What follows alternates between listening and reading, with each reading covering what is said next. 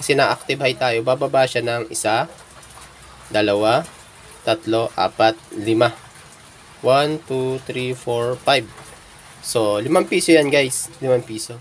Hello, what's up mga guys?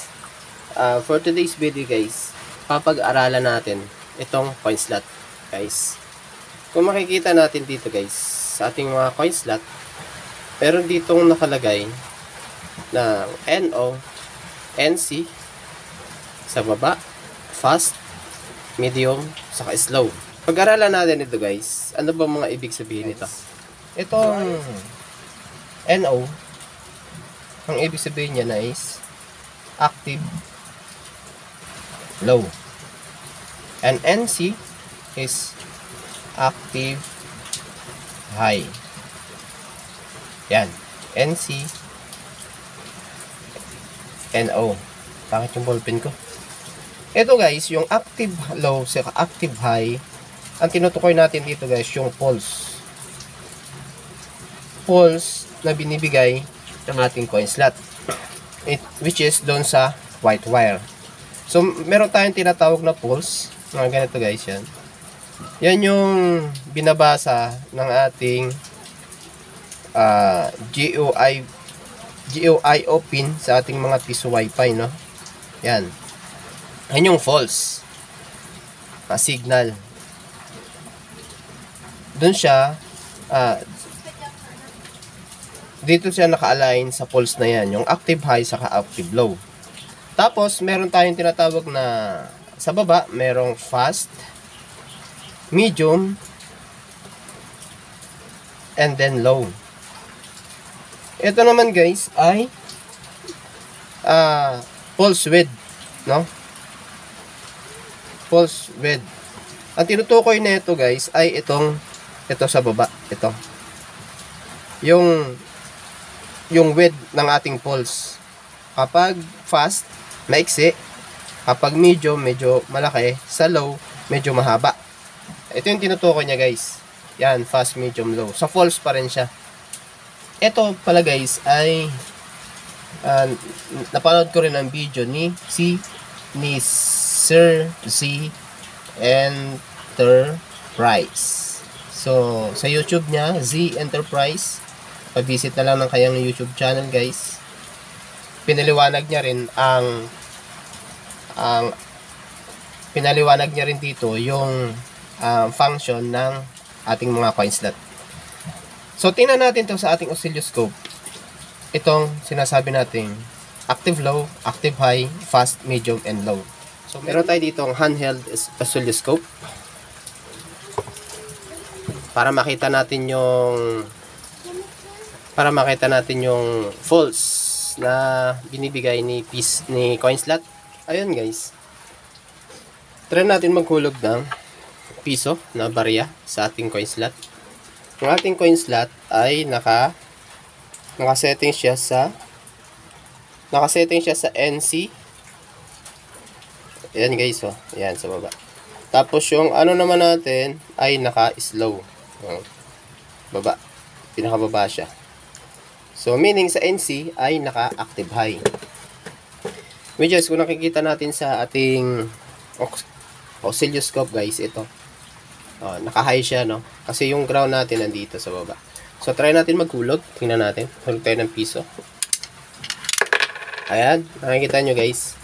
Yung ating pulse. Merong isang pulse. Kasi piso lang siya, no? Ayan, no? Ayan. Kung 5 piso naman ang hilog natin, 5 pulse din siya. Ayan. Ayan, no? Nakikita nyo. Tingnan natin, guys, ha. I-detect natin siya. Gamit tayo ng para ma-freeze natin, ma-freeze natin yung signal na papasok. So, hulog tayo ng 5 piso. Yun. Ayan. Tingnan natin tong signal na nakuha natin. So, ito yun. Ito yun, guys. Ito yung signal na mula sa high, bumaba siya ng low na 5 beses. So, ito guys, oh. Ito. Wala dito sa high, kasi na-active high tayo, bababa siya ng 1, 2, 3, 4, 5. 1, 2, 3, 4, 5. So, 5 piso yan guys. 5 piso. Kung titingnan natin sa kanyang false width, ayan, ang kanyang false width is 50 microseconds, no? Kung susulat natin dito guys sa ating ginawa, sulat natin dito guys ay naka NC tayo, NC, and then yung settings natin guys NC, and then yung ating naka tayo, naka medium pala tayo guys, medium. So yung settings pala natin dito ay medium. Yan, naka medium tayo guys. Sa gitna pala yan. Okay, ang settings natin ay medium. Dito muna tayo guys sa NC. Ito medium natin. Ito ay fast. Ating fast. Ito ay M, medium. Tapos NC, slow. Ngayon, dito tayo sa medium. Ang pulse niya guys ay eto. Sa medium, meron siyang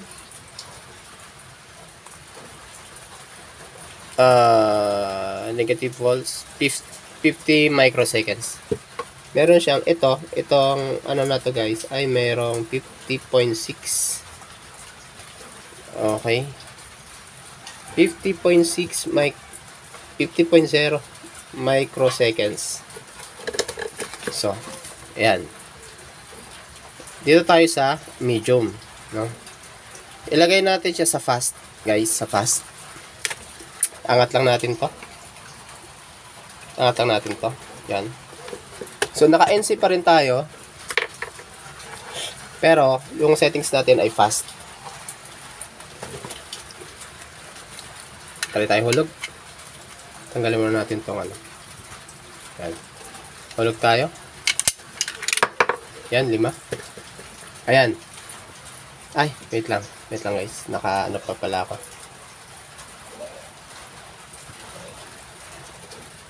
Hulog tayo ng 5. Yun, may detect tayo. Napapansin nyo guys. Yan, lumiit yung signal natin. Lumiit yung signal.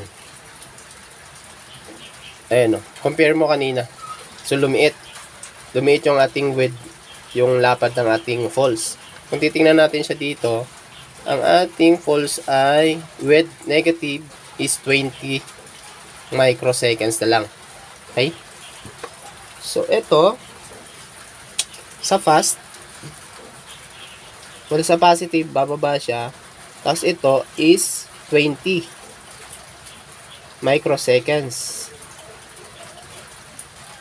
Yan. Parang lumiit siya. Yan, lumiit. Mula dito sa middle, mas malaki yung middle kaysa sa fast. Kumbaga lumiit yung signal niya compare mo sa middle. Ngayon, ilagay natin sa pinakababa.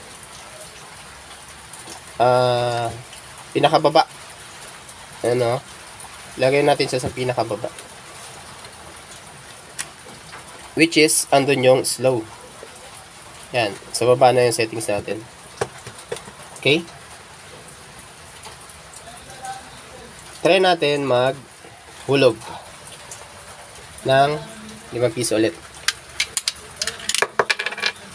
Ayan. May detect tayo. Kung napapansin nyo guys, lumaki yung signal natin.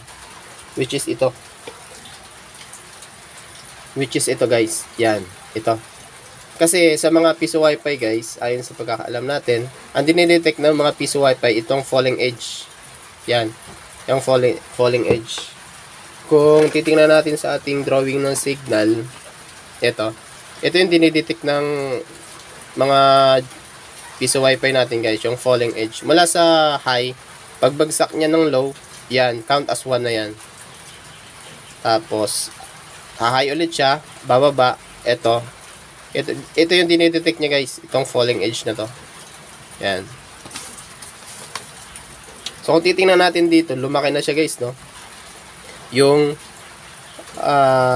pulse natin. Yan. Yung negative, with negative is 70 microseconds. Kung ilalagay natin siya dito, o compare natin siya, yung ating NC, tapos slow, ito, lumaki na siya. Guys, ganyan. Lumaki yung signal. Naging 70.0 microseconds. So, ito. Ito yun. So, yun yung pagkakaiba, guys. Ito yung pagkakaiba ng NC fast, NC medium, saka NC slow. Ang tinutukoy dito yung width, false width ng ating mga false, ng ating mga signal. Ngayon guys, ang isa-settings naman natin ngayon is NO. NO, no? NO settings. Lagyan natin dito ng NO and fast. Tapos dito NO medium, middle. Tapos NO slow. Yan. Ito naman guys, si NO. Stop natin pa. Wait lang. Ito naman guys, si NO ay NO is active low. So naka-standby siya sa low, sa negative. Kabaliktaran siya sa active high, di ba? So kung ilalagay natin yung ating coin slot, ayan, yung ating coin slot is nakasetting sa NC, sa baba. Ayan. Ilalagay natin siya sa taas. Lagyan natin siya sa taas. Ganun yung ating oscilloscope. Ayan, bumaba. Bumaba yung ating oscilloscope. Which is, negative na siya. No? Nice yung signal guys, ng NO. Ayan. Tulog tayo guys. Yun. Yan guys. Yan. Dito naman guys sa active low, nasa NO tayo. Yan. Ang settings natin ay NO. Tapos ang ating nakaset siya sa slow, no? Titingnan natin yung na-capture natin na titingnan natin na-capture natin na signal is meron siyang dito naman tayo sa positive, no? Meron siyang 70.7 milliseconds. 70.7 milliseconds. So, kung titingnan natin dito, guys, dito natin ilalagay. Pag ganito naman yung signal natin. Yan. Ganyan.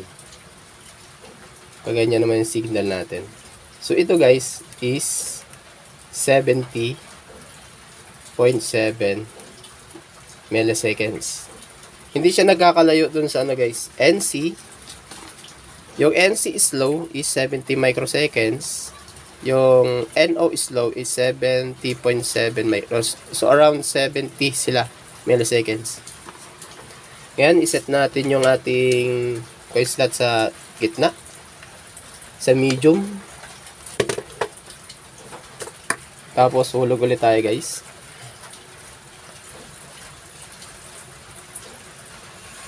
Hulog ulit tayo. Hulog tayo ng 5 piso. Pang. Yun, capture na natin yung signal. So, naka-NO tayo, saka medium. So, yan yung signal natin, lumiit.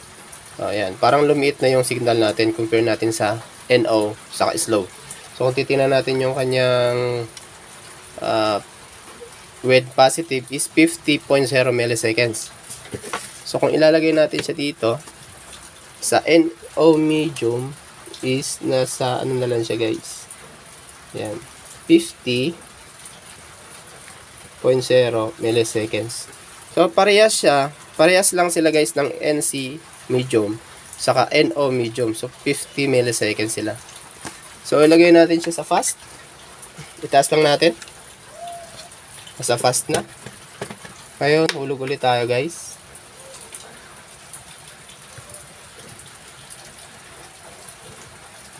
Hulog tayo ulit ng 5 piso. Bang! Yan na. Lalong lumiit yung signal natin. Ayan o. Lalong lumiit guys yung signal natin. So kung titingnan natin yung kanyang with false, ayan o, plus 20 milliseconds. So 20, lalo siyang lumiit. So ito guys ay naging 20 milliseconds. So yung NO fast sa NC fast is pareho silang 20 milliseconds. Yung false width nila, mga guys, no. Ayan. Ayan, nakita niyo na guys kung paano, kung ano yung ibig sabihin ng NC, NO fast, medium, slow na sa ating mga coin slot. Ngayon, ang tanong ay ano ba ang pinaka the best na settings para sa ating mga coin slot? Ayon guys, sa mga developer ng mga piso Wi-Fi, ang dinedetect ng ating mga mga pin ng ating mga piso Wi-Fi ay falling edge, which is kung mula ka sa positive pagbaba, ito yung sinasabi na falling edge. Yan, falling edge interrupt. So ito yung dinedetect ng ating mga piso Wi-Fi. So ibig sabihin guys, mula sa high pagbaba, falling edge dinedetect niya. Tataas, ano ba, naghulog tayo ng 5 piso, ano? Pagbaba, falling edge, pangalawa. Ayan. Falling edge, pangatlo. Falling edge, pang-apat. Ayan. Falling edge, pang-5. So yung 5 pesos na hinulog natin. Ayan. Ito yung dinidetect niya guys. So kapag NC ang settings. So yan talaga ang default ng settings ng ating mga piso Wi-Fi. Naka-active high. So which is itong high, BCC, ito yung ground. Ayan. Mula sa BCC bababa siya, didetect niya to. Yan, falling edge yan. Ngayon, ang tanong, pag nilagay ba natin sa NO, mababasa pa rin ba ng piso Wi-Fi yung false? Opo. Kasi, kung nasa NO naman siya guys, mula sa negative, tataas siya, which is yung pinakita natin na na signal kanina sa ating oscilloscope. Pagbaba niya, ito pa rin yung falling edge guys. Yan.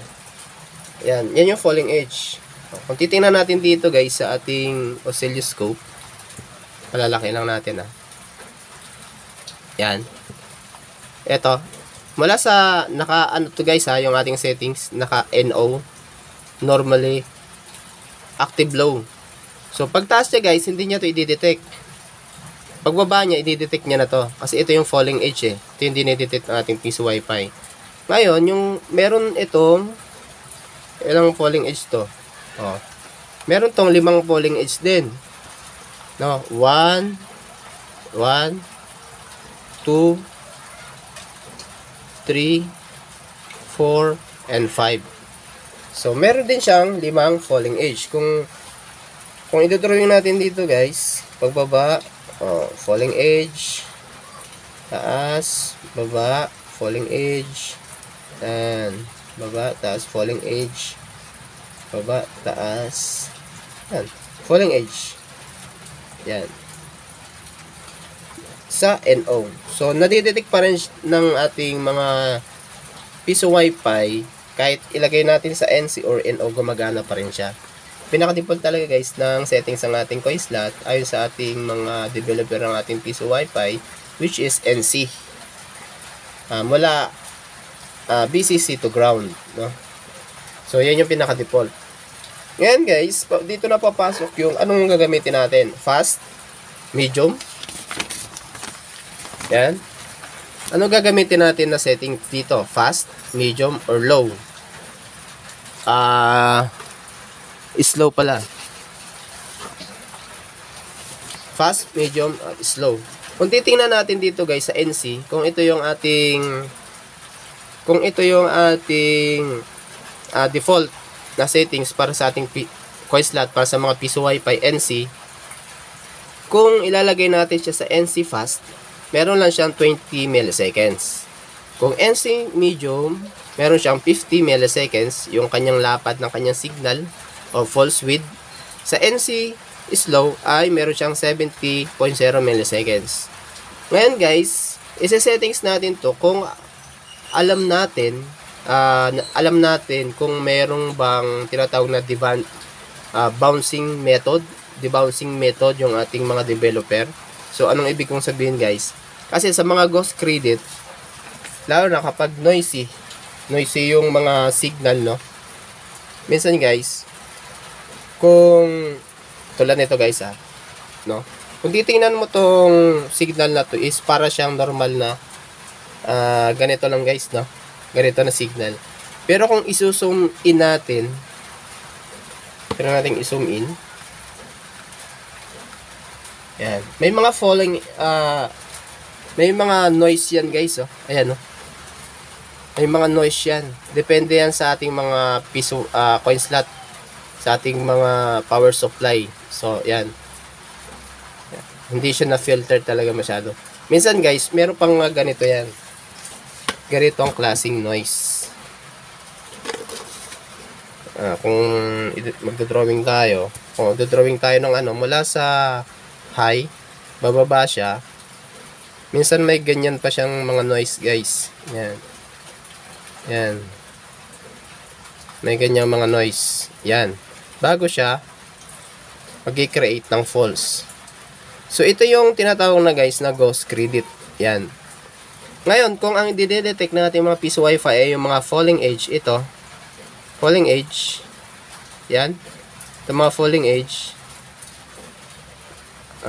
Supposed to be itong signal na to is 1 lang. Ngayon, babasahin niya to is 3. 3. Count of 3 na yan. Pero dapat, 1 lang yan. 1 false. Okay, piso lang. Kumbaga sa ating piso Wi-Fi. So, ito yung ghost credit. Ngayon guys, may mga developer na gumagamit na tinatawag na debouncing method. So, katulad ni Ado or ni Huanfai. So, may debouncing method sila, guys, no? So, para maiwasan yung mga ghost credit, nag-ano sila ng debouncing method. So, ano ba yung debouncing method, guys? So, katulad nito guys, which is supposed to be dapat isang false lang to. Ang nababasa ng natin is meron 3 falling edge. Which is yung piso, nababasa 3 pesos, 2 pesos, ganyan. So, ghost credit siya. So, para maiwasan yung ganito guys, may mga developer na gumagawa ng debouncing method. Halimbawa, may mga ghost credit na ganyan, noise na signal.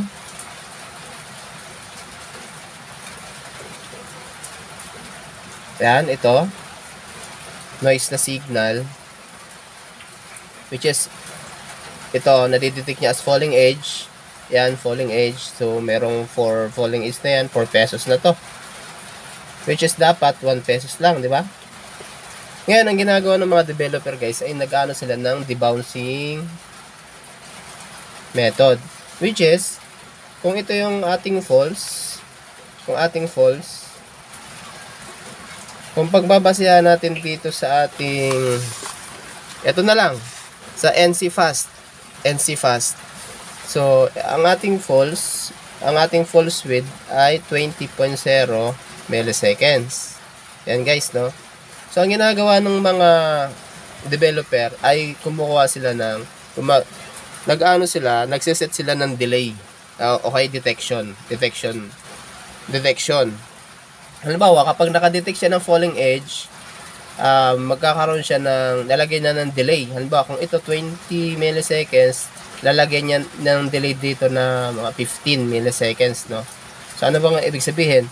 So, halimbawa, kung merong noise dito, na nadidetect, ganyan. Halimbawa, ito, nadetect niya falling edge, mag-i-start yung timer. Na dapat, ito is 15 milliseconds. Kung hindi siya umabot ng milliseconds, i-reject niya to, falling edge na to. Kung baga, hindi niya i-count habang hindi umaabot siya ng 15 milliseconds. So, yun yung ibig sabihin ng debouncing method na nilalagay ng mga developer para maiwasan yung ghost credit. Yung pagdating niya dito, falling edge, ito hindi niya i-credit ito kasi hindi siya umabot ng 15 milliseconds. Pagdating niya dito, umabot siya ng 15 milliseconds. Count as 1 na siya. Yan. So, hindi niya to i-count. Yun yung tinatawag na sa mga developer ay debouncing method. So, balik tayo sa tanong na anong settings ang maganda o ano bang gagamitin natin dito sa fast, medium, or slow? So, ang sagot yan guys ay depende sa mga developer. Depende kung ilang milliseconds yung kanilang mga debouncing method. No, hindi natin alam yun. No? Itatanong natin yun sa mga developer. So, halimbawa, si Ado ay 30 milliseconds. So, hindi natin magagamit yung fast. Kasi, yung fast is 20 milliseconds lang. So, dito natin siya ilalagay sa middle. No? Ayan, sa middle. Kung halimbawa si Ado ay gumagamit ng debouncing method na 30 milliseconds, doon natin ilalagay sa medium. No? Kasi yung medium natin ay merong 50 milliseconds. Hindi siya pwede sa 20 kasi medyo maiksi na yung signal natin. So, yun lang guys, ang sagot dito, ang aking paliwanag dito. Pero disclaimer lang guys, hindi tayo expert pagdating sa ganito. Depende lang to guys. Ito lang yung mga natutunan ko sa mga research, sa pagbuo ng mga piso wifi, yung mga papanood din sa YouTube, at kung ano-ano.